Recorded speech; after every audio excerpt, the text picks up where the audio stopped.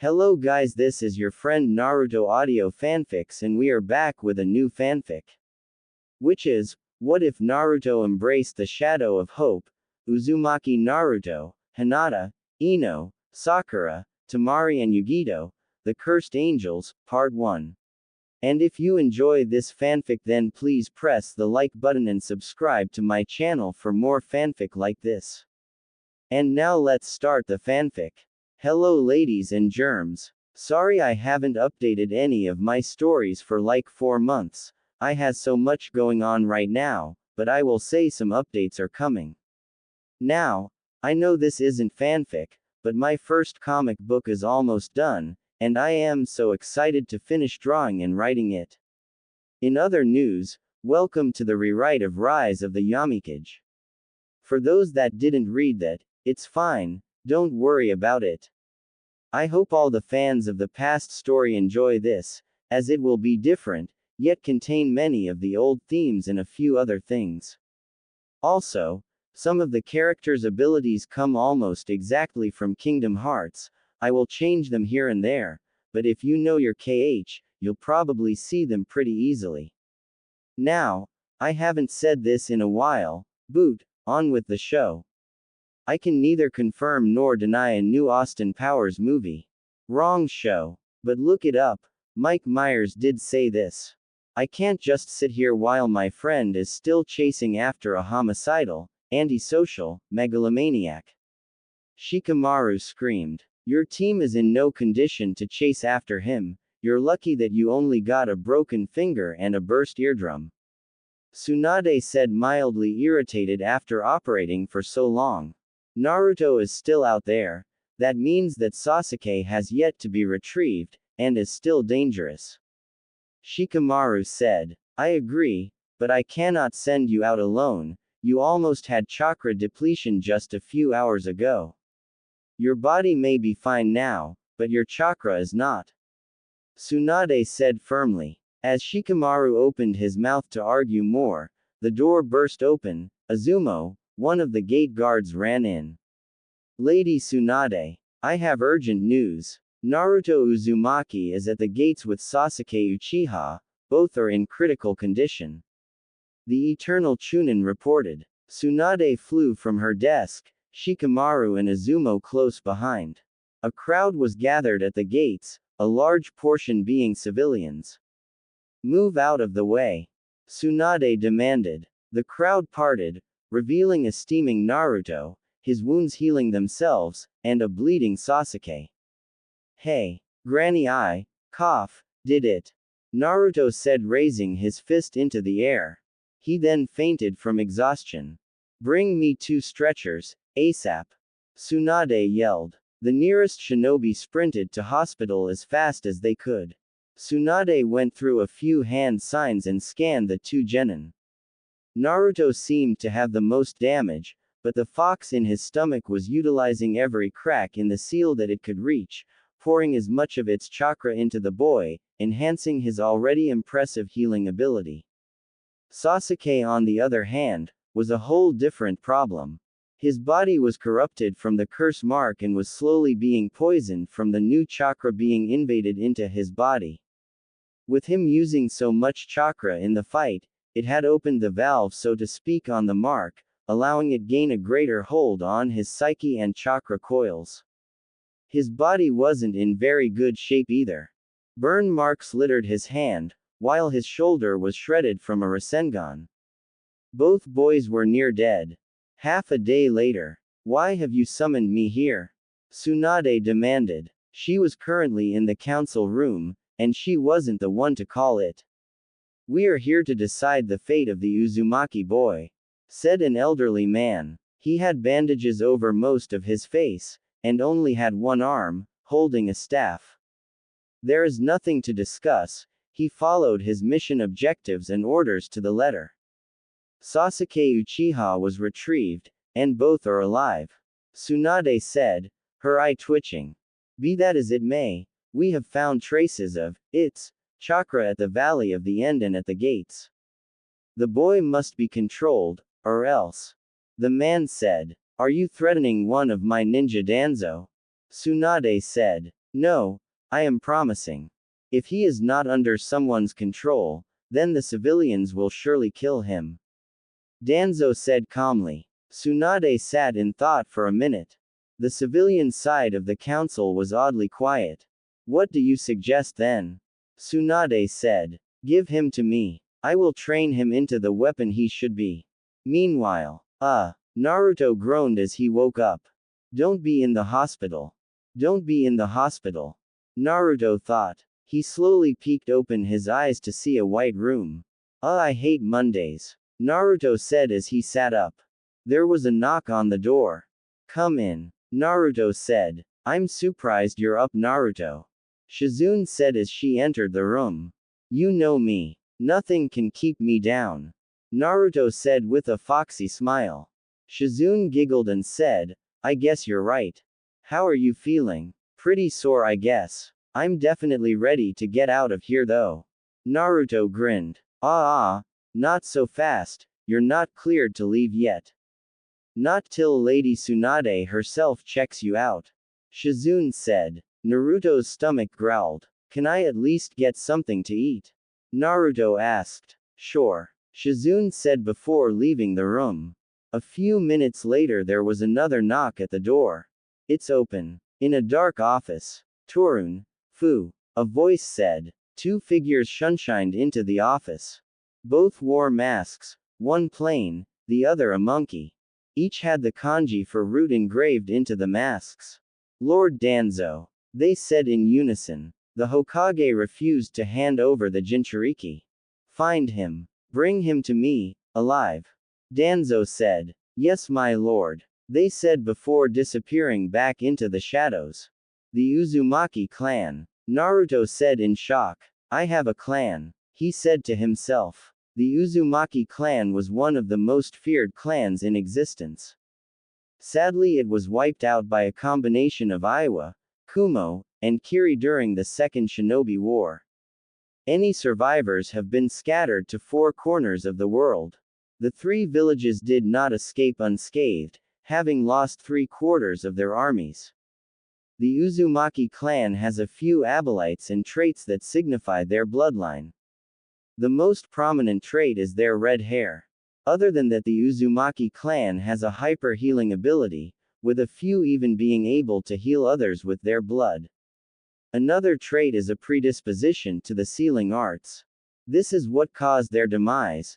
Their skill so feared the other villages laid siege to their home, the land of whirlpools. The other last trait of the Uzumaki are the chakra chains. These chains are physical forms of chakra. The last known Uzumaki who were known to have this ability were Mito Uzumaki, the first Hokage's wife, and more recently Kushina Uzumaki, the Red Death of Konoha. Naruto cried as learned the truth of his family. I have a clan. And if this Kushina was from Konoha, I might have learned the identity of my mom. Naruto sobbed. It is likely that she was your mother. A voice said behind him. Naruto froze, slowly turning his head. In the trees above him stood two ninja in masks. Who are you? Naruto demanded. Our master wants you back. One of them said. Wants me back? You're from Konoha? Naruto asked. Neither of them said a word. I haven't broke my banishment. You can't kill me. Naruto yelled. True. We can't kill you. But you will come with us, or we will force you to. The one in the Monly mask stated. Hell no. If Granny learns I returned, I will die. Naruto yelled, standing up. Very well then. You leave us no choice. Said the blank masked one. He held up a familiar hand sign. That's Ino's jutsu. Naruto yelled before throwing some shuriken at both ninja. The one with the monkey mask shot out a cloud of purple gas around him, protecting himself from the stars. The other one dropped his hands, and jumped back to avoid being cut. Paralyze him, we need him alive. The blank root member said. His partner nodded and sent a swarm of gas that quickly overcame Naruto. That should be good, we don't want him too damaged. When the smoke is cleared, they found Naruto near unconscious a few feet from where he was. Grab him and let's return. The one in the monkey mask said. You have to get through me first. That was the last thing Naruto heard before he succumbed to the darkness. What happened? Naruto moaned as he woke up. He quickly blinked in confusion before sighing, recognizing his surroundings. Why am I here, Fox? Naruto asked. The nine tails was for once not glaring at Naruto. It was concentrating. Two of its tails were placed in pipes glowed red, illuminating the cavern.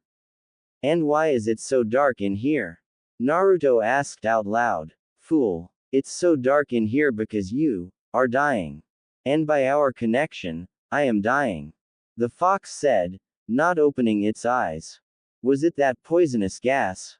Naruto asked. That was no gas. It was a swarm of parasitic insects that were slowly killing you. Had you not have been an Uzumaki, or my container, you would be dead. The fox said. You're awfully calm about this. And why are you not threatening me? Naruto asked. I have not time to issue threats against your pitiful self. I am concerned, that's why I'm pumping you with as much yokai as I can. The fox explained. So what do we do? Naruto asked. I'm turning this issue into something that will make you less pathetic. You should start actually training, but before that, you are going to be in a lot of pain. The fox said. Wait, what? What pain? Naruto asked. You'll feel it in about, now. The fox said with a smirk. Naruto suddenly felt like his entire body was being dissolved in acid, and his blood was boiling. He let out a scream before passing out from the pain. Naruto. Naruto. Naruto. A voice called out. Naruto didn't move until he felt something slam against his face. OOOW. Naruto yelled, now awake. Told you I could wake him up. Came a monotone voice. Did you have to hit me so hard?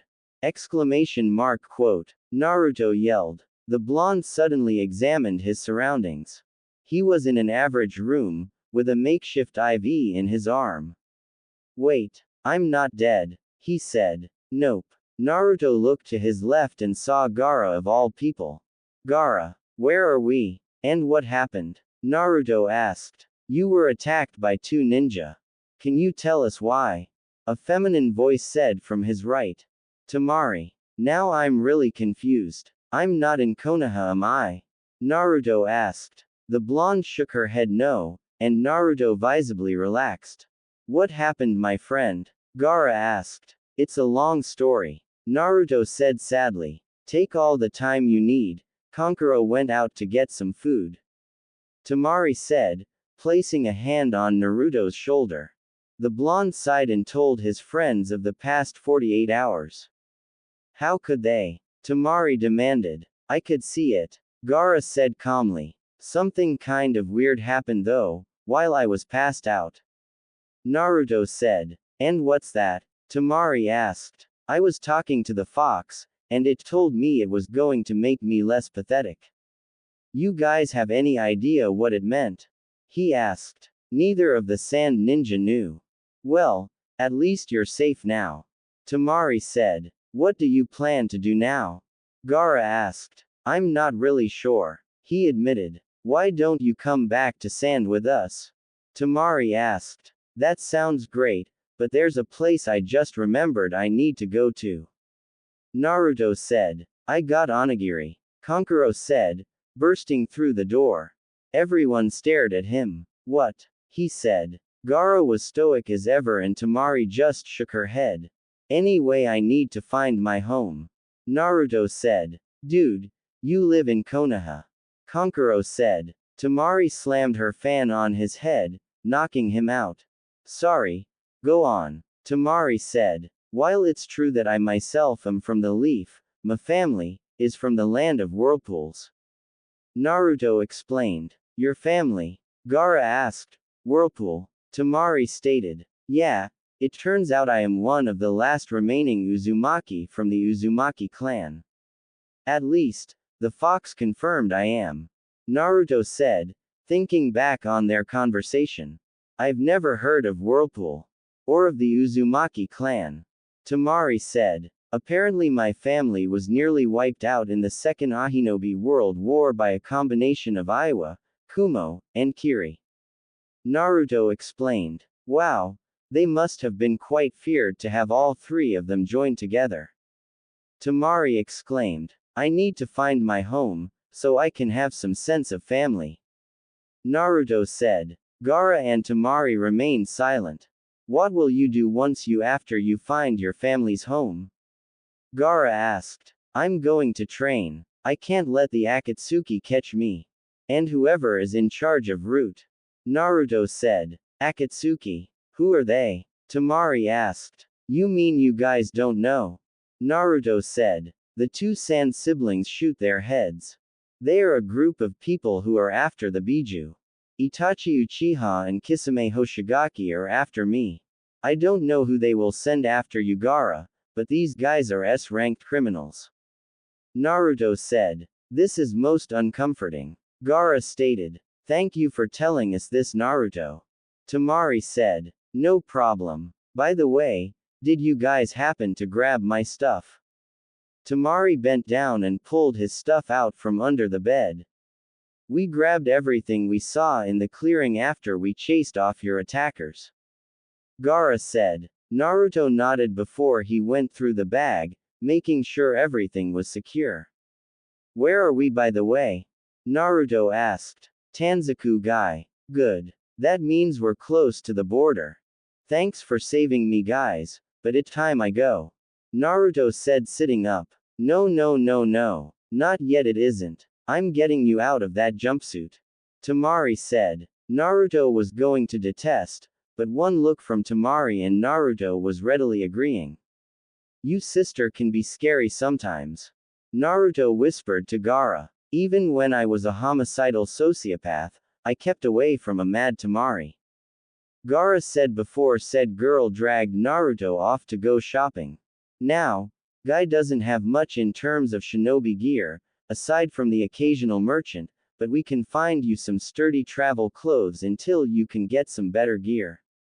Temari said. I was hoping to make the most of my jumpsuits, but I guess that's not going to be the case.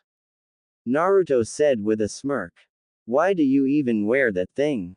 Temari asked. Naruto's smirk immediately dropped, as he stared into the earth.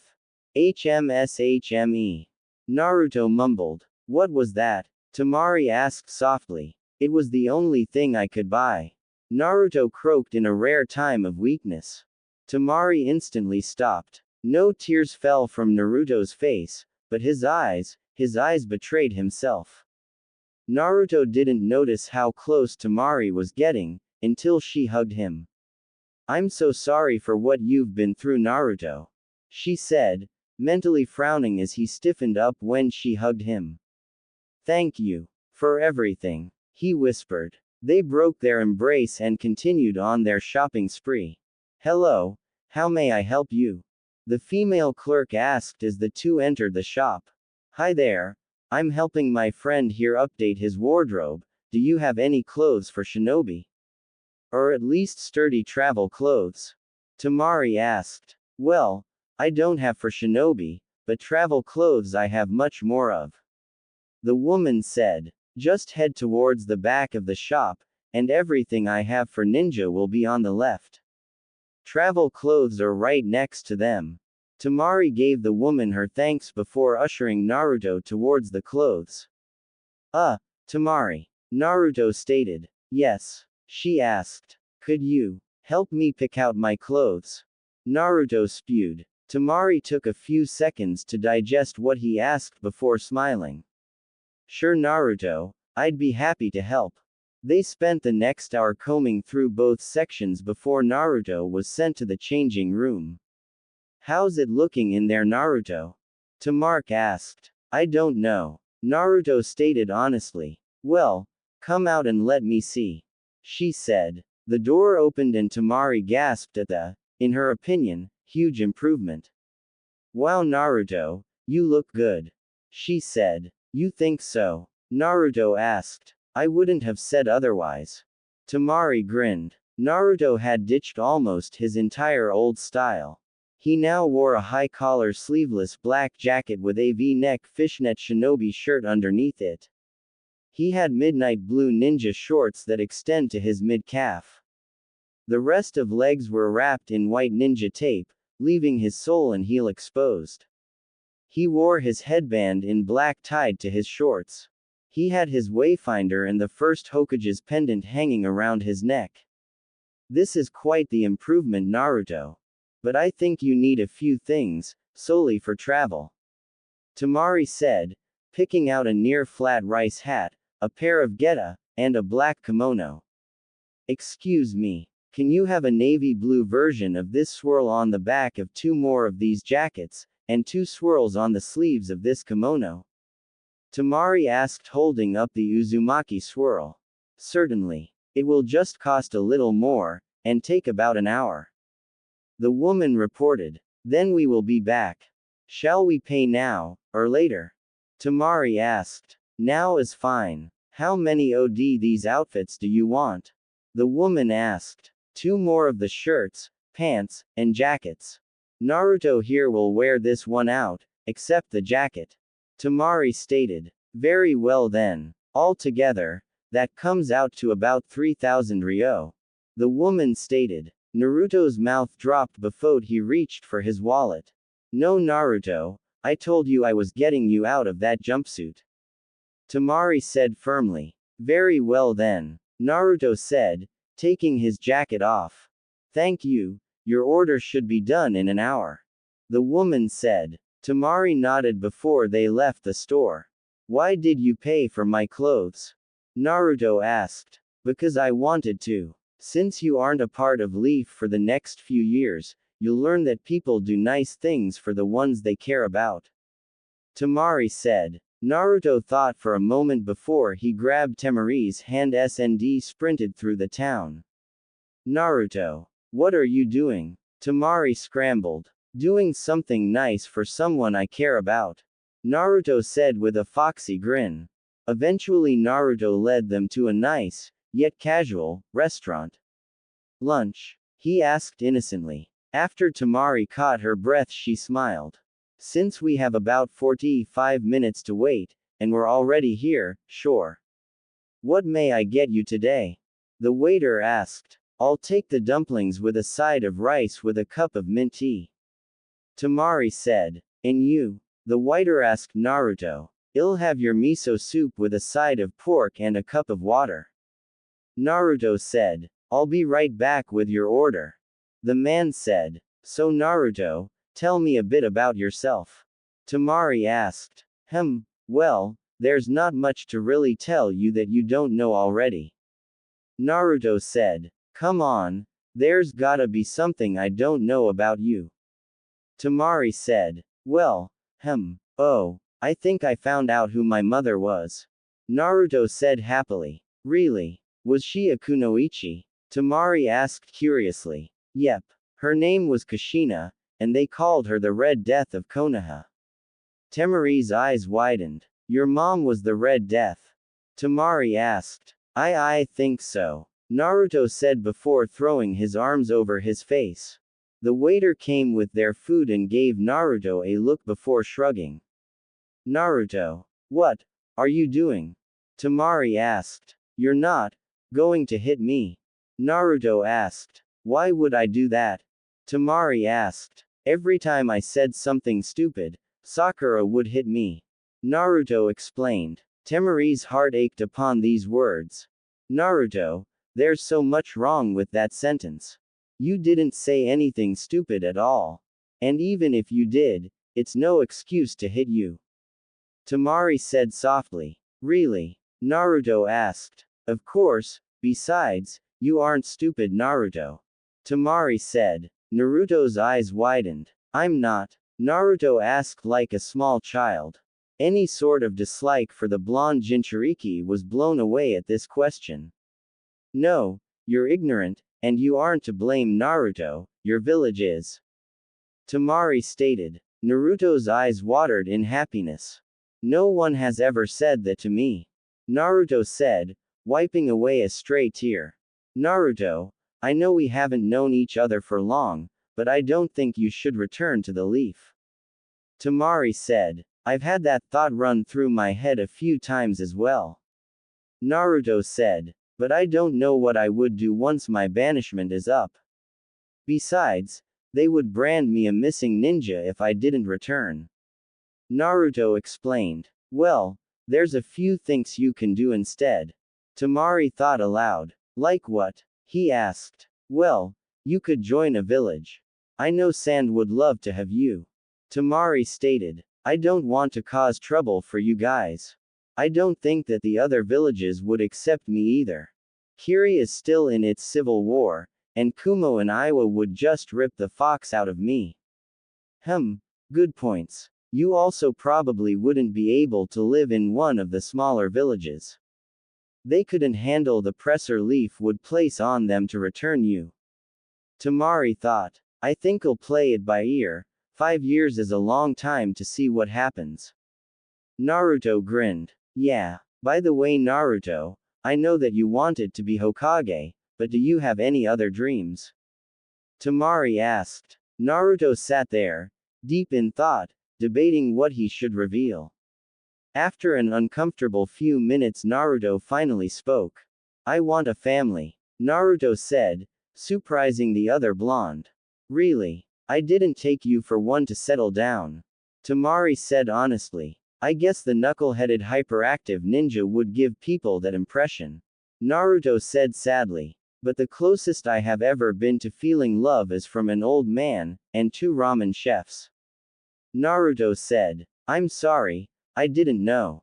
Temari said. It's not like you could have known Temari, it's okay.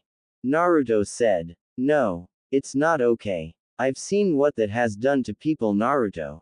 It's not right at all. Temari said. It's not fair, but Gaara and I didn't have any choice. Haha, I guess Neji may have had something with that fate idea. Naruto laughed bitterly. Naruto, I'm going to be completely honest here. I know you don't really know what it's like to love, or to give love. But I have this feeling in me, and it's telling me to go on another date with you. Temari said, blushing. A date. Naruto exclaimed. I would call today a date, if you would. Temari blushed. But why me? He stuttered. Because you are a good person, and you trusted me with your innermost desire, something that surprised me to no end. You also have seen the worst of humanity, and come out as a better person. You may be rough around the edges, but they make you who you are. You're also quite cute out of that jumpsuit, Temari said, speaking from her heart. Thank you for your honesty, Temari. And that deserves my honesty. When I first saw you at the Chunin exams, I thought you were one of the prettiest girls I've ever seen. When I saw you fight in the exams, I saw how intelligent you are, and that you are strong enough to try and stand up to your brothers. You also showed a sense of protectiveness of them, something that I find to be amazing. But like you said, I have little experience with love, and I'm not sure I can give you what you're looking for, Temari. Naruto said. Naruto looked down in sadness when he stated this. Growing up all alone had done much more to his psyche than most had thought. Temari grabbed his hands. Naruto, I know that. But you have a bigger heart than you think. Just think about it as you travel. Temari smiled. Naruto nodded, giving a foxy smile. And you better visit so I can get my answer. Temari said as she reached for her wallet. You paid for my clothes, I'm paying for our lunch date. Naruto said, surprising the girl. After paying the bill, the two got his clothes before returning to the hotel room. Alright guys, I'll try to be in Suno within the next 6 months. Gaara, train hard in Prepararian. Temari, I'll think about it, and give you an answer when we next meet. Kankuro, nice hat. Kankuro had on a ranagasa. Where will you go first? Gaara asked. Naruto grabbed his gear. I've got some friends to visit. If anyone is going to know how to dind whirlpool, it's them. Naruto said before jumping out the window. See ya. was heard. Hope you like it, guys. Yes, it's a Temari and Naruto, different from the old story. Now, let's get this over. Speakers turned on. Who are these friends? Where is Whirlpool? Why am I asking you this? Mermaid Man, where are you? Bam. I'm right here. Haha. I bid you all adieu. A few things actually. You now are immune to pretty much all poison. You can do so because you are basically a giant poison plant. The fox said drowsily. What's up with you? Why are you so tired? Naruto asked. You try purging trillions of toxins from your body with the power of a straw, dumbass. He said before passing out. Naruto was then thrust out of his mindscape, as someone pushing his shoulder. Hey kid, wake up. I hate when that happens. Naruto said, waking up. He looked around and saw that he was surrounded by a small group of people. Jumping back, he pulled out a kunai in defense. Who are you? Naruto demanded. He gazed at the small group. It consisted of a large darker-skinned man, with curly black hair, tied up in a large bandana, a pale woman with light blue hair in a pineapple-like haircut and red lipstick, a tall thin man with an eye patch, and pale yellow hair, a man with a jacket with a Fuma shuriken on his back, and a blind man holding a cane, wearing monk robes. Now no need to get feisty, kid. We found you passed out. The curly-haired man said. Naruto's eyes narrowed, not letting go of the kunai. I am Kai Yumuki. We call ourselves Echo. Kai explained. We're a group that was created to combat Orochimaru, the snake Sannin and his hidden village. Kai explained. Naruto's eyes narrowed. I'm guessing you have a history with him. Kai asked. He killed my grandfather, and is the main reason I have been banished from my village. Naruto said. Kai and the others gave Naruto a sad look before nodding. What's your name, young one? The blind man asked. Naruto Uzumaki. Possibly the last of the Uzumaki clan. Naruto explained. Kai's eyebrow rose. And how did Orochimaru do these things to you, Naruto, last of the Uzumaki? Kai asked. He infiltrated the Leaf Village during the Chunin exams, killed the third Hokage, my grandfather, and marked my teammate with a cursed mark. Naruto explained. So that bastard did kill the third. The one with the Fuma shuriken said. And how did he cause you to be banished? Kai asked. My teammate went rouge, me and a team were sent out to retrieve him. We later learned that he was defecting to Orochimaru, and had a group of sound ninja elites with him. I eventually battled him in this strange corrupted form he assumed, and eventually after the fight, brought him back, only for my council to banish me for 5 years, then be brought back or be forced back. Naruto explained. That's quite the tale, kid. I'm sorry you've had to go through that. Kai said. It's not like it's the worst thing I've had to deal with in my life. Naruto muttered. The others looked at each other but decided not to say anything. Kid, you're strong. It's evident if you fought a level 2 curse mark and survived, not to mention beat your teammate. What's say you join the Echo? Kai asked. Kai? He's just a boy. The Fuma guy said. And he's seen just as much as us, maybe even more.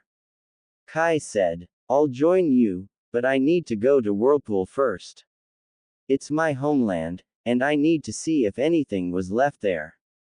Naruto said. Of course. We shall accompany you. Have you been attacked by anyone since you beat your teammate and were banished? Kai asked. A pair of strange Anbu. They wore masks that said root on them. Naruto explained. Danzo. Kid, you sure have some luck. The tall man said. Well, might as well introduce everyone, since we are working together now. Kai said. I'm Kai, the current leader of Echo, and an experiment of Orochimaru's who broke his leash, and master of the wolves. Kai explained. I'm Gurren, former bodyguard of Orochimaru. You said your teammate was escorted by a group of shinobi, may I ask who? Gurren asked. 4 shinobi. One was a kunoichi with red hair.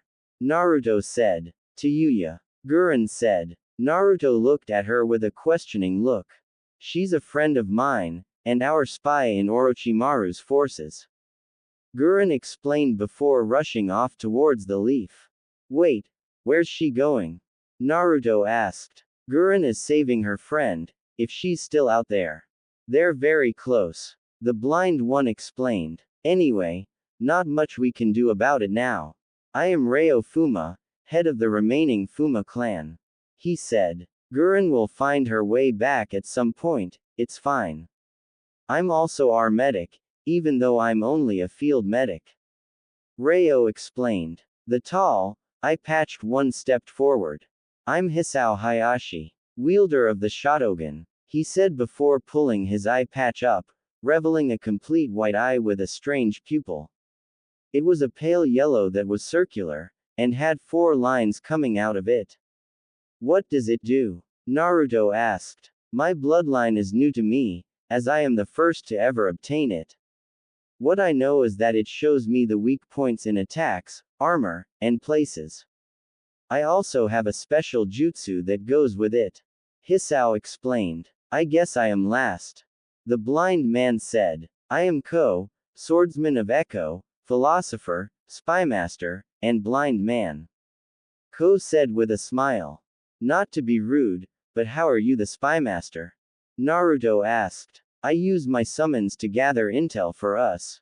Ko explained. I'm Naruto Uzumaki, last of the Uzumaki clan, apparently made of poison, and the Jinchuriki of the 9-tailed fox. Naruto said. Nice. Hisao said, shocking Naruto. Not every day you get to meet a Jinchuriki. So, Naruto, any idea how to get to your homeland? Kai asked. I don't know, except for that it's called the Land of Whirlpools. But, I know of some people who might know. Really who? Kai asked. Naruto smiled. We just have to go to the Land of Waves. That's not too far for Gurren to catch up to us. Ko said. Let's go. Hisao said, unsealing a Ruan. Everyone else groaned. Why is everyone groaning? Naruto asked. Hisao has a disposition for singing when we travel. Reo explained. Unless it's a stealth mission. He added. Come on guys, I got a new one, just for this chapter in our lives with Naruto. He said as they headed out. Hem. He coughed before making sure his Ruan was in tune. After playing a few chords, he started to sing. Tell everybody I'm on my way. New friends and places to see. With blue skies ahead, yes I'm on my way. He sang as they traveled. Half a day later, they arrived at the bridge. Man, this brings back memories. Naruto said as he saw the bridge approached. Really? Why's that? Ko asked. This was my first mission outside of Leaf. We ended up fighting Zabuza and his son Haku, who were hired by this guy Gato, who Zabuza eventually killed after Gato betrayed him. Naruto explained. Hey, Naruto, look at this. Reo said. On the pillar that held up the gate of the bridge, was a plaque. The Great Naruto Bridge, in memory of the ninja who brought back hope to our land. Kai read. I had no idea I helped so much. Naruto said, before they all walked across the bridge. As soon as they entered the village, people started looking at them. Is that Naruto? Who's he with? It's Naruto, the savior of Leaf. And so on. It seems you're quite popular here, Naruto. Ko stated, before taking a sip of sake, from a gourd he had at his hip. I don't think that's safe for you, Ko. Naruto said, causing the others to laugh. So where's your informant? Hisao asked. Tazuna should live down this road. Naruto said, taking in the sights. Wave had recovered quite a lot since his last visit. Knock knock. Yes, who is I, Naruto? Tsunami yelled, hugging the blonde. Inari, Dad, come down here. You're not going to believe who's at the door. Tsunami yelled. Who is it, Tsunami? Tazuna asked, taking a sip from his own gourd. Hiya Tazuna. Naruto said with a wave. Naruto. It's good to see ya boy. You on a mission way out here? Tazuna asked. Before Naruto could respond, a cap-wearing bullet shot from the stairs. Big bro Naruto. Inari yelled as he hugged the ninja. Hey Inari, you've certainly grown since I last saw you. Naruto said with a smile. Well, look at you. You aren't wearing that jumpsuit anymore. And you're traveling with these tough-looking guys. Inari said, motioning the others. Kai and the others awkwardly waved. Might we come in? Naruto asked. Tsunami nodded, before moving from the door. So what brings you here, Naruto? Tsunami asked. Naruto was sad for a moment, before smiling. I'm looking for information of a place called the Land of Whirlpools. I figured if anyone had any information on it, it would be you guys. Naruto explained. Tsunami thought for a moment, a finger on her chin. Can't say I've heard of it. She said. I have. Tazuna said, causing everyone to give him their attention. It's a place not far from here. In the old days, when I was a child, Wave was a part of Whirlpool before something happened and it became its own country. Tazuna said, taking a swig of alcohol. Any idea where it's at? Naruto asked. I don't, but if anyone does, it's our daimyo, he would know. I'll see about getting you a meeting. Tazuna said. In the meantime, make yourselves at home. He said with a smile. No, we don't want to intrude. Kai said, waving his hands.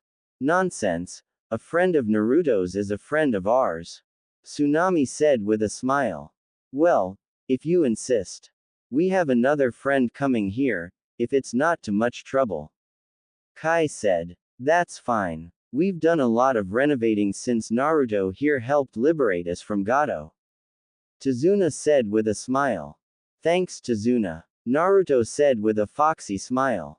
Later that day, Team Echo was sitting in the living room. So Naruto, you said something about being made of poison. Can you explain? Ryo asked. Well, this just happened to me recently. I was ambushed by a pair of root Anbu, and one used some of Ino's, she's a kunoichi from my village, jutsu. I dodged, but the other guy shot some kind of parasite at me in this giant fog. The fox managed to change it to me being immune to pretty much all poison, and he said that I am a giant poison plant. I am not sure what he meant. Naruto said. Interesting. May I get a blood sample from you, Naruto? I wish to do some tests if you don't mind. Ryo said. I thought you were just a field medic. Naruto said. I am technically a field medic, only because I do not know the more advanced techniques. I do have the skills and certification to conduct research on samples. Ryo explained. I guess, but I gotta warn you, I'm not a fan of doctors all that much. Naruto said. That's fine. As the medic of the team, I do need to know a bit about your body to heal you in the case of an emergency. Ryo said, unsealing some medical supplies. He then took a blood sample. Using a diagnostic jutsu, he examined the blood. This is quite unusual, he said, observing it under a microscope. What's up with me, doc? Naruto asked. It seems your tenant was correct. Your chakra is very corrosive, it nearly ate through my glass. I believe, with enough training, you can generate your chakra outside your body, creating new jutsu. Ryo explained. I guess I will add that to my training regime. Naruto said. I recommend you do. Ryo said. Your chakra reserves are massive, maybe even cage level. Ryo said. Naruto, I got some information from our daimyo. He's gotten a boat ready to take you there tomorrow. Tazuna said, as he entered the house. Also, there's a lady here, says she's a part of your team. Tazuna said, revealing Gurren. Ah, Gurren, glad you found us. How was Tayuya? Kai asked. She was heavily injured, but managed to get back to sound. Gurren said. Good, Make sure she stays fine there. We don't want Orochimaru killing her. Kai said. Gurren nodded before sitting down. So what's the boat we're taking called Tazuna? Naruto asked. It doesn't have a name, but it does have a shark as its figurehead. Tazuna said. Everyone packed their things, and settled down for the journey after a nice dinner. There we go everyone. Chapter 3 down and ready to go. I hope everyone likes it. I have a plan for the story, and Echo, just wait before establishing any prejudice. I bid you all adieu. There it is, Ko said, shocking Naruto. He was pointing at an old ship with a shark as the figurehead. How did you see it? Naruto asked. I didn't, Ko said. Naruto crashed into the floor. After he got up, they approached the ship. Sitting in a chair was a very strangely dressed man. He wore a dark purple versus neck tank top with brown trim. He had a gray scarf, and a dark gray fedora. He had 2 visible scars on his face, one a crescent over his eye, the other running down his cheek. He was reading a newspaper. Naruto? He asked, not looking up from his paper. Yes. Naruto said. The man stood up and walked up the side of the ship. The ship itself was old, holding a single mast, with a small cabin. My name is Ventus von Bronze, I'll be your captain this morning. Please keep all hands and feet inside the ship at all times. You may now board, Ventus said from the helm. The Echo walked up the gangplank. A short, dark-skinned man walked out of the cabin, holding 2 hand axes. On his arms were dark bracers. Good morning everyone, my name is Retz, I am the first mate of this ship, if you have any questions, please ask me. Retz said. How long will it approximately be till we arrive? Hisao asked. Approximately 2 days. 3 if we experience any bad weather, said a woman from next to Ventus. That's Kia, out navigator. Retz said. Do you have any medical equipment on board? Reo asked. Yes, came the deep voice of a large bald man with tribal markings on his armor. This is Daruka, our doctor. Retz explained. Reo nodded before walking over to Daruka to continue their conversation. Anything else? Retz asked. No one said anything. All right, Captain. Our guests are ready. Ventus nodded. Are we ready? Retz yelled to 2 men at the top of the sail. Aye, Retz. They yelled. The waters are clear and calm, Shortstuff. Came the voice from the crow's nest. Thank you, Cyclops. Retz said, a bit irritated. Ventus just laughed. All ready, Captain. Retz said, turning towards Ventus. All right, let's set sail. He yelled. Aye. The crew yelled before the sails were released. The wind immediately caught the fabric, causing the ship to lurch forwards as they sailed. The next day, Hokage's office. I've gathered you all here for an important announcement, Tsunade said. Before her were the rookie 9, Team Guy, and their senseis. Neji was in a wheelchair, Choji's body was wrapped in bandages, Kiba was leaning on crutches with Akamaru having a limp, and Lee had a cane. Some of you already know what has happened, others, only a part of the truth. Tsunade continued. 3 days ago, Sasuke Uchiha went rouge, leaving the leaf with the aid of 4 sound ninja. Tsunade explained. Sasuke would never do that. Sakura and Ino yelled. Quiet. Tsunade yelled. Ino and Sakura retreated into themselves. As I was saying, a group was sent out to retrieve him, not knowing about his help. The shinobi amongst you are evident of this, she said, motioning to the injured parties. Now, you may notice that one of you is not here. Naruto Uzumaki, she continued. Sakura looked like she wanted to say something, but a quick glare from her Tsunade stopped her. Naruto successfully retrieved Sasuke, causing both to be hospitalized. She said. Kakashi's eyes went from cup to plate-sized. Late yesterday morning, Naruto was released from the hospital. But, as some of you know, the council has banished him for the next 5 years. If you see him in the field, do not contact him, do not speak to him, just report to your commanding officer about his location.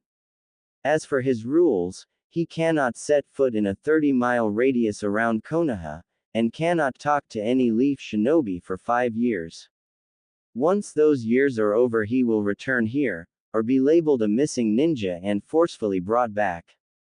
Tsunade said. Hinata broke down crying at this, Kurenai comforting the girl. Any questions? Tsunade asked. Why was he banished? He did the job, just as the rest of us did. Kiba yelled. The look on most of their faces conveyed the same question.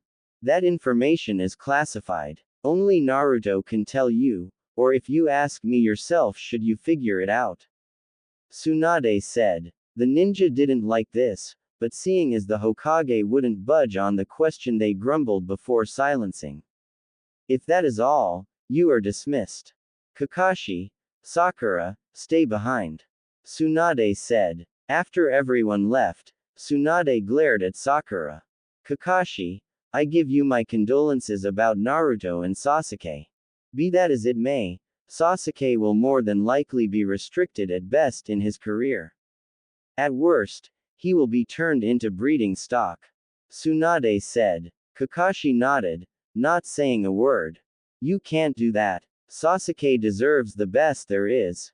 Sakura yelled. Sakura, apologize. Now. Kakashi demanded. No, it's fine Kakashi. I'll just add it to her growing record. Tsunade said with one of those sickly sweet smiles. A chill went down Kakashi's neck as he looked at Sakura. Her record? Kakashi asked quietly. Oh yes. You see, before Naruto was officially banished, Sakura assaulted Naruto by breaking some of his bones and giving him a concussion after he woke up in the hospital. Tsunade said. Kakashi's eyes burned with rage. You did what? Kakashi yelled. He deserved it. He nearly killed Sasuke. Sakura said smugly. Well, you'll be happy to know, Sakura Haruno, that you won't have to worry too much about Sasuke. The Hokage said. I won't. Sakura asked confused. Of course not. You'll need as much time to yourself to prepare your defense for your court-martial. Also, you're under investigation for the crime of changing vital information of a mission of life and death. Tsunade said with a smile. Kakashi grew even madder, but stayed quiet. Sakura on the other hand, grew extremely pale. You're dismissed. Both of you. Tsunade said. Again Kakashi, my condolences. The next day, the ship. The voyage so far had been uneventful. The members of Echo had gotten to know the strange crew a bit. Ventus was a bit stoic, philosophical, yet weirdly funny in a way. Retz was calm and collected, unless Quix was in the room with him, then a shouting match seemed to always ensue. Quix was their sniper, specializing in longbow techniques. He had only one eye, and was huge, standing slightly over 7 feet tall. Daruka was their doctor, and used medications he crafted from herbs and plant material. He and Reo had looked a bit closer at Naruto's blood. Kia was a cute, kinda cynical girl, who had a thing for Ventus.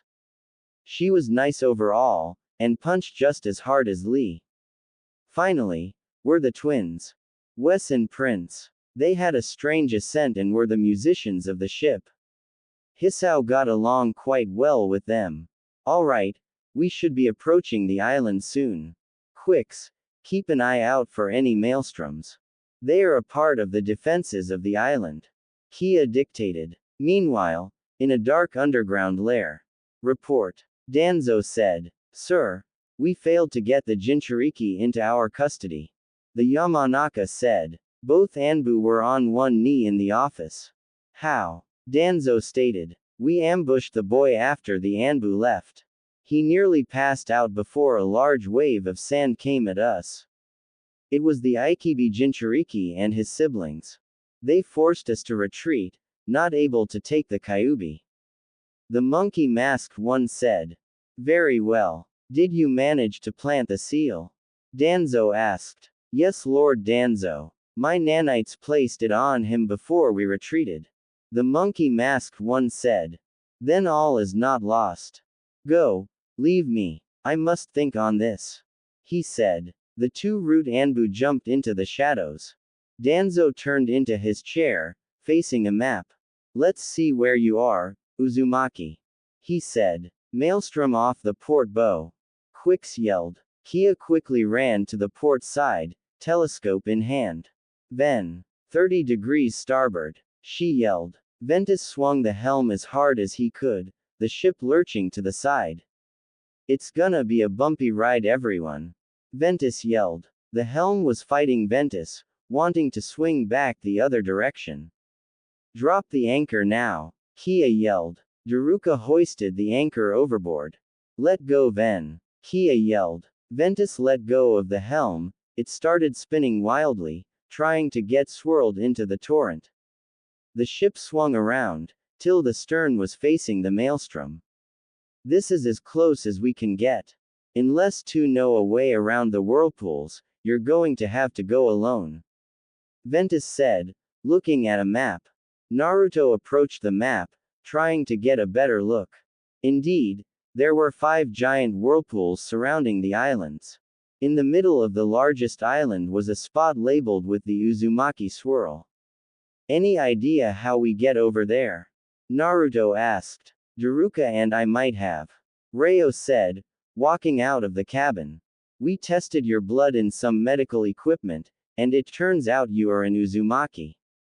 So, we theorize that if you place some of your blood in the water, by choice, the whirlpool will open a small path for you to traverse. He explained. Naruto took out a kunai and walked towards the side of the boat. He cut his hand and let a few drops fall into the water before his hand healed. The boat suddenly started shaking. The whirlpool that the boat was aimed at suddenly dispersed, before 2 new, smaller whirlpools erupted, a small calm part of the ocean creating a path between them. It seems we go on foot at this point. Kai said. What will your crew do? He asked to Ventus. Ventus took out a small gun. Once you're ready to come back, shoot this flare. We're going to sail a bit away from these whirlpools. When we see the flare, we'll be right back. Ventus said. All right. Naruto, do you want us to go with you? Kai asked. Just you, Kai. We don't know what's on the island, or what's in the waters. Naruto said, scanning the horizon. Kai nodded before the two walked off the ship. Remember, shoot the flare once you're done. Ventus yelled out to them. It took them about a half an hour to travel over the calm belt. The ship was seen circling the outer wake. The islands of Whirlpool consisted of 4 small islands, and 1 larger central one. If the whirlpools didn't exist, one might say the land would be called the Islands of Paw Prints from the island's location. So where's the village supposed to be? Wondered Kai. The main island was covered in dense jungle. Silled animals could be heard hollering in the canopy. Towards the center of the island. Naruto responded before they broke into the jungle, jumping from tree to tree. After about another hour of travel, they came upon the tattered remains of a battlefield that was once called Whirlpool. Naruto fell to his knees. I knew it was bad.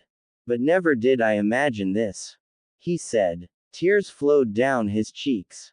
A few buildings remained, albeit extremely damaged. Bodies littered the ground, both friend and enemy. The only distinguishing detail was the headbands seen on some of the corpses. At the center of the village stood a short, circular building, with the Uzumaki swirl carved into its facade. Kai placed his hand on Naruto's shoulder. Take as much time as you need. He said before retreating from the gate. Naruto stood up on shaky legs before putting his fingers in a cross. Shadow Clone Jutsu. He said, summoning a large army of clones. As one they started collecting the bodies, while a few wandered off to search the buildings. Naruto motioned for Kai to follow as they walked carefully to the central building. When they got to the entrance of the building, Naruto noticed that it was undamaged, unlike the rest of the village. Kai, stay back. I've got the feeling only an Uzumaki can go from here. Naruto said. Kai nodded and stepped back. Naruto placed his hand on the door, and a large barrier erupted from the ground around the building. He tried to push his way through, but had no luck. Try your blood, Kai suggested. Naruto pulled out a kunai and slit his palm, before placing it back on the barrier. A gap opened, large enough for Naruto to crouch under. As soon as he went through the gap, it closed once more. He slowly opened the door, only to be surprised. It seemed like nothing had changed, even with an invasion going on. No dust was on the furniture, or floors. Papers were neatly stacked, waiting for a secretary to organize them. Wow, I definitely didn't expect this. Naruto said aloud. Wow indeed. A voice said behind him. Naruto whirled around, kunai back in hand. No one was behind him, only the large oak doors. Who's there? Naruto demanded. The inner chamber is where I am. The voice said. Naruto approached another pair of large doors. These more regal, yet demanded respect. What was inside shocked Naruto to the core. Hello, my descendant, an elderly man said. Before Naruto stood a ghostly figure. He was elderly, having a long faded red beard. His hair was smooth, and fell to his shoulder blades. He wore a simple, yet elegant kimono, and held onto a staff. On his side was a katana. How is this possible? Naruto asked. Seals. The phantom said. I am Shizukana Uzumaki, the last leader of our clan. Before we fell, I created a seal array that once I died, a part of my chakra would go here, until such a time that another Uzumaki found this place. Shizukana explained. Might I have your name, and your parents? He asked. I'm Naruto Uzumaki. I don't have solid proof of who my parents were, but I'm fairly certain my mother was Kushina Uzumaki. Naruto explained. Ah, little Kushina, my eldest niece, and the heir to Whirlpool. Shizukana said with a smile. What happened to her? He asked. I don't know, but I was told in the past she died when the nine-tailed fox attacked the village. Naruto explained. Shizukana's eyes narrowed at this. The fox attacked your village. That should have been near impossible, not with the seal she had. Wait, are you the current Jinchuriki? He asked. Naruto nodded. This is much unexpected. He said, stroking his beard. However, this could be fortuitous. He continued. Naruto, I do believe that your mother was Kushina. She held the fox as the second container, after the first Hokage's wife died. May I examine your seal? He asked. Naruto slowly lifted his shirt, and started channeling chakra. Shizukana got eye to stomach as he studied the seal. Very interesting. And what's this? Oh, he said before standing back up. Your seal was crafted not by an Uzumaki, but the seal itself was designed by us. Also, I found something interesting while examining it. There's 3 other seals on you. Shizukana said. Naruto's eyes widened. Who put more seals on me? Naruto asked. The first 2 hold chakra, much like my seal does. I believe one is your mother. The other, the man who sealed the fox into you. The only way those seals work though, is if you reach certain levels.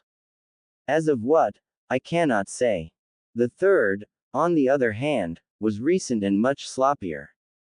He said. It's a tracking seal. It must have been those root characters. Naruto said. Can you remove it? Shizukana shook his head no. I am but a simple chakra construct, holding enough to guide you until my requirements are met. Naruto's head fell sadly. But, that doesn't stop you from taking it off. The phantom said. Naruto looked at him with a questioning look. All our seal work, and some of our jutsu is here, hidden, and protected by the barrier around these walls. Only an Uzumaki could have found them. Shizukana explained. Learn your birthright, and the plan we had to help peace be achieved. He said before his body started to become paler. My requirements have been met. I am finally leaving for the next world. The vault is under this room. Use your blood. Find your birthright. Shizukana said before he finally passed on. Naruto nodded with confidence before tearing up the room looking for the vault. Finally, after removing the desk and carpet, he found a trap door with another seal on it. He placed his blood on it, and the door opened, revealing a ladder going down. At the bottom of the ladder was a mixture of an armory and a library. Naruto made a few more shadow clones to look up how to make sealing scrolls and blood seals. After a few minutes, his clones popped, giving him the knowledge he sought. He quickly made a blood-releasing storage scroll and sealed everything in the room. He climbed back up the ladder and exited the building, not before tying a whirlpool forehead protector around his waist. Did you find everything you were looking for? Kai asked. Everything and more, Naruto said solemnly. He saw his clones had stacked all the bodies in a pile.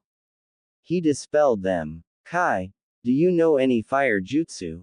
He asked. Kai nodded before gling through some hand signs. Great fireball jutsu, Kai said. A large ball of fire shot out of his mouth and hit the pile. After about 10 minutes all that remained was a pile of ashes. Naruto pulled out metal container and placed as much of the ashes as he could into it. He then carved the Uzumaki swirl onto the container before sealing it away. Let's go back, Naruto said. The sun was just starting to set as they arrived at the beach. Kai fired the flare, and as the boat approached, Naruto placed a bit of blood in GHE water. How'd it go, guys? Ryo asked as they board the ship. I feel completed, Naruto said with a smile. All right then, let's go home, Ventus said, swinging the helm towards Wave. Be on guard when we arrive, Naruto said. Why? Asked Gurren. Those root members I met. They placed a tracking seal on me. And we're done here. I hope you all like it. I bid you adieu. Not right now. I'm not experienced enough with seals to understand how to get rid of it. Naruto explained. Then we need to be extra careful. Naruto, is there anywhere besides Wave that we could go to avoid Danzo and Root? Kai asked. Naruto thought for a moment. Suna. I have friends there, and it's pretty far away from Root's reach, I would imagine.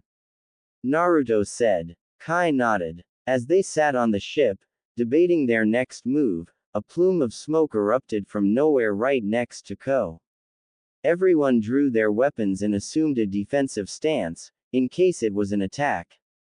A badger. Naruto deadpanned as the smoke cleared. Yes, they are my summons, and the reason why I am our spymaster. Ko explained. Naruto was still skeptic. How are badgers good for spying?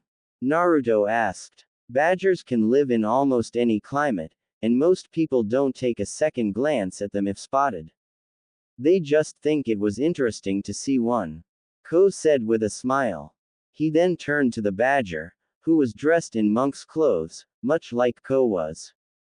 After a few minutes of hushed whispers, the badger nodded and disappeared in another plume of smoke. It seems we have a job, Ko said, turning towards the group. And what is the payout? Hisao asked. A large blow to Orochimaru's support block, and 20,000 ryo. Ko informed. It seems our trip to Whirlpool caused us to not hear about the snake killing the Sound Daimyo, and assuming control over the nation, as well as the hidden village. However, he failed to kill Princess Nozomi, who was on her way to the neighboring country, the Land of Fog, to meet her fiancé, Prince Masashi Funaki. She sent a message to them saying that the border was looking for her, and so she's hiding in a nearby town. Our job is to find and escort her to Fog. This will break Orochimaru's hold on the country, as it is virtually unknown that he's taken over. Ko explained. After a few minutes to think over the information, Kai motioned towards Gurren. Gurren, I want you to take Naruto to Suna. You can't be seen in sound, since Orochimaru thinks you're dead.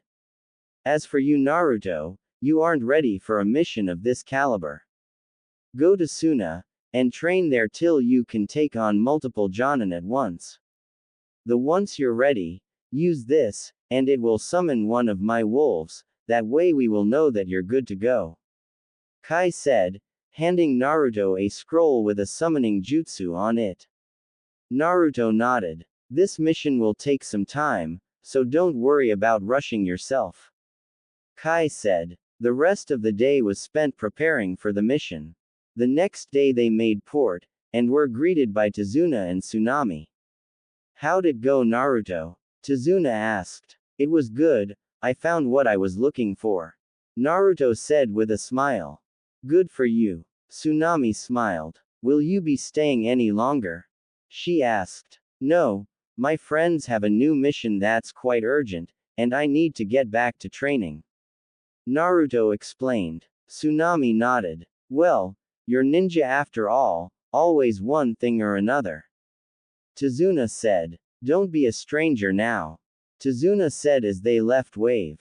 Naruto hugged Inari and Tsunami, and gave a Tazuna a handshake. Alright, everyone ready? Reo asked. The team nodded before running in different directions. Naruto and Gurren towards the northwest. Kai, Ko, Hisao, and Reo northwest. About an hour into their run, Gurren and Naruto stopped. What is it? Naruto asked. Gurren created a crystal-bladed armguard. We're not alone, she said. Naruto pulled out a kunai. A single figure walked out of the trees. He wore a mask with the kanji for root.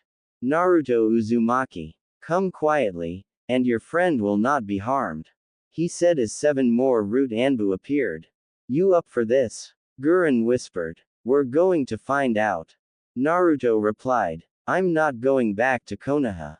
He said before sending a barrage of kunai at the nearest root Anbu. Gurren formed some hand signs and 3 clones materialized. The 4 ran towards different Anbu, engaging in taijutsu.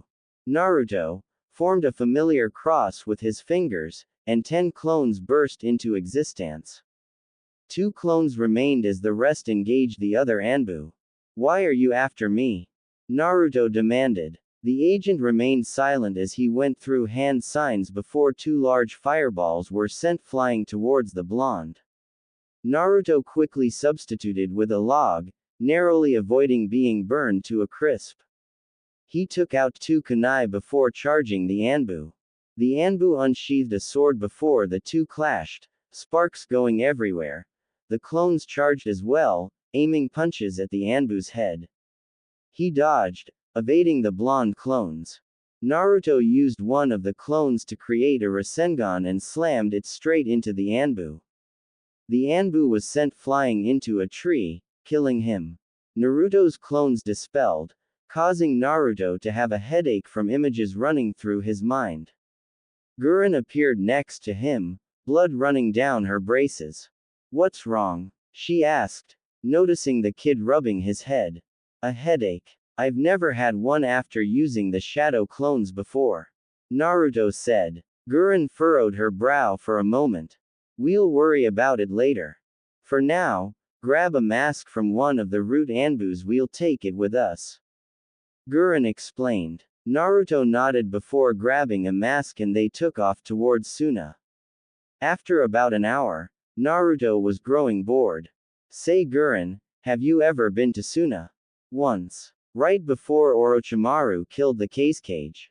Gurren said. The two fell into an awkward silence until they made camp for the night.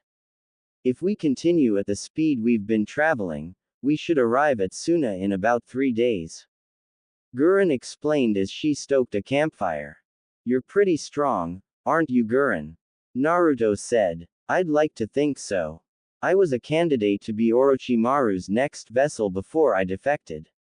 She said. Naruto nodded, thinking about the bone guy he fought when they went to retrieve Sasuke. He brainwashes everyone, doesn't he? Naruto asked. Gurren sighed. Yeah, he finds those who have been forgotten, used, thrown away, and he promises them a home, and a purpose. And eventually, he becomes your whole reason of existence. Gurren explained. I was like that before I became a ninja.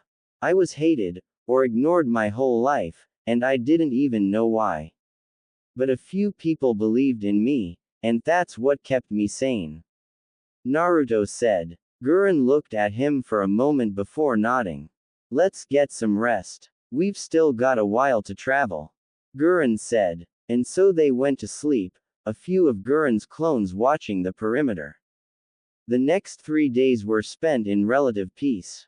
They were only delayed for a few hours by a sandstorm. Halt. State your name and purpose of entry into the village hidden in the sand.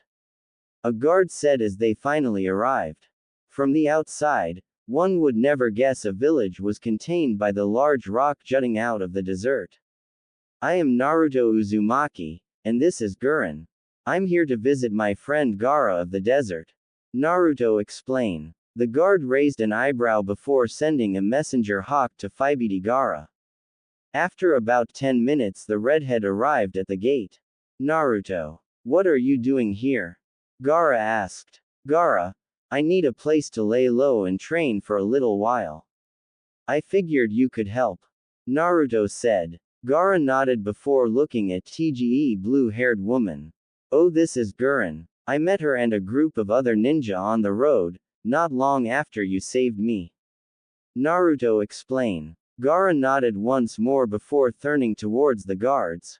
Let them in, he said. The guards nodded before moving out of the way of the road.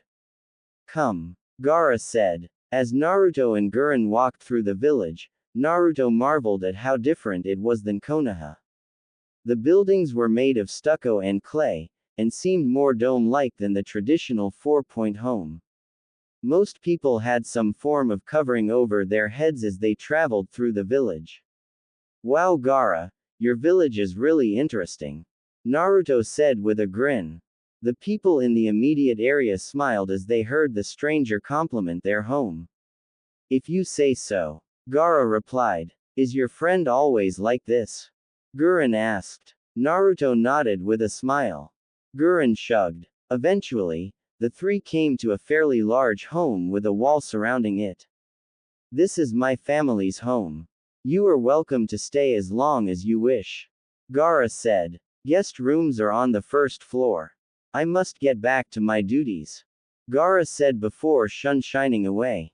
Gurren sighed in relief as they entered the home. It was much cooler inside. The interior was much different than the exterior.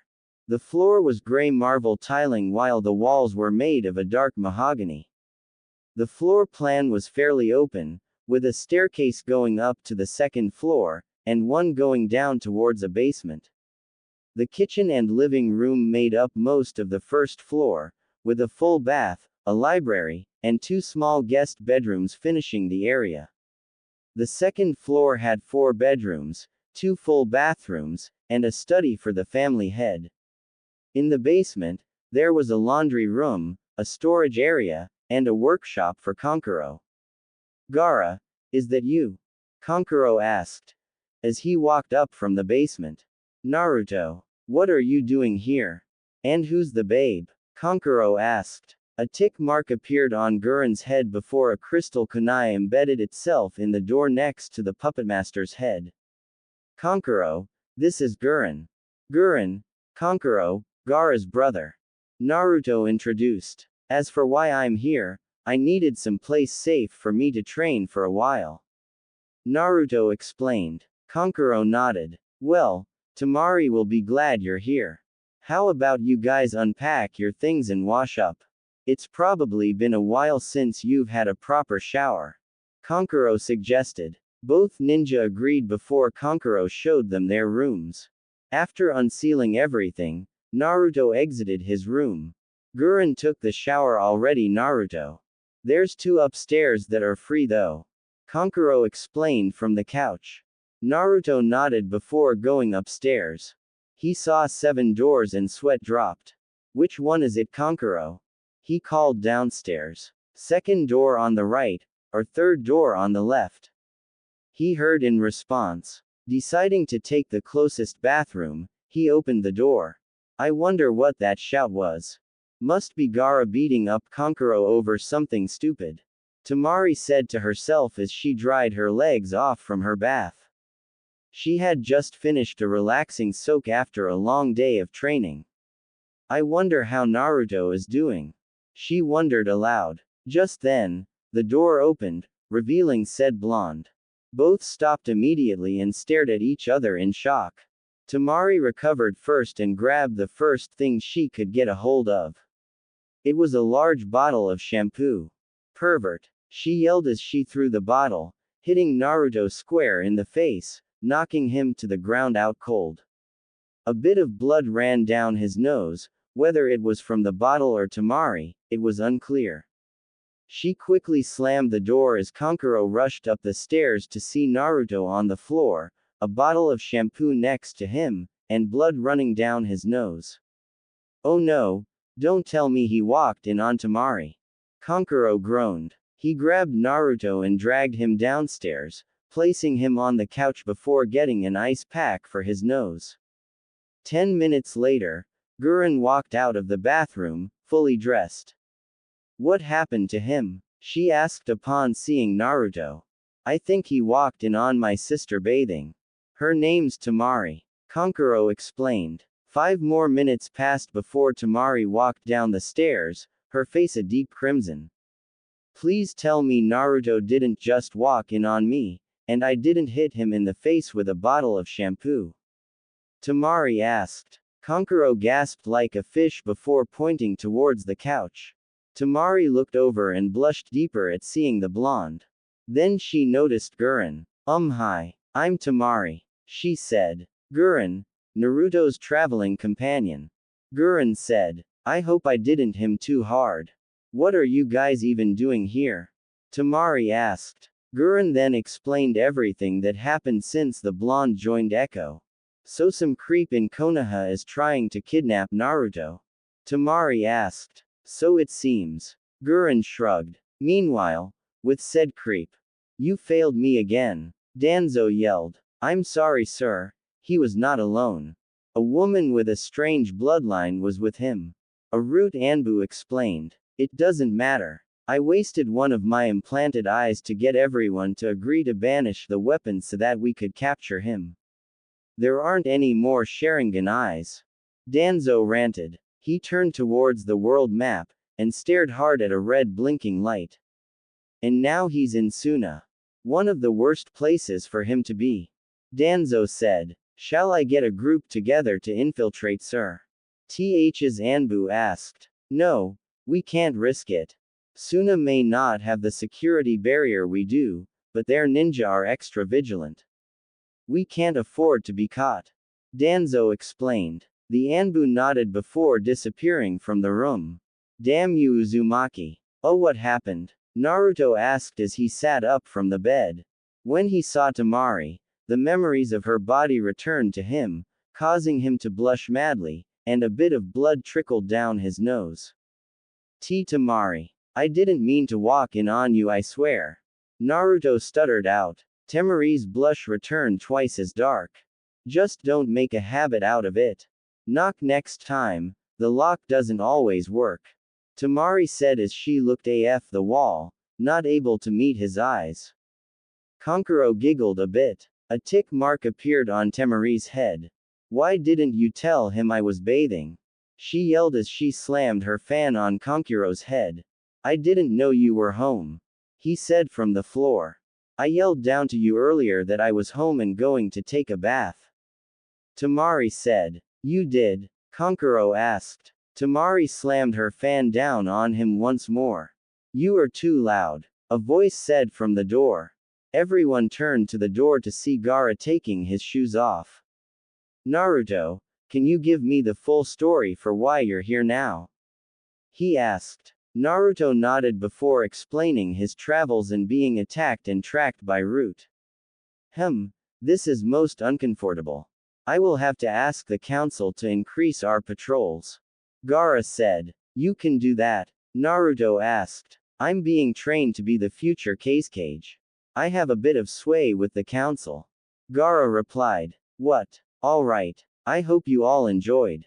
Sorry about the delay. I bid you all adieu.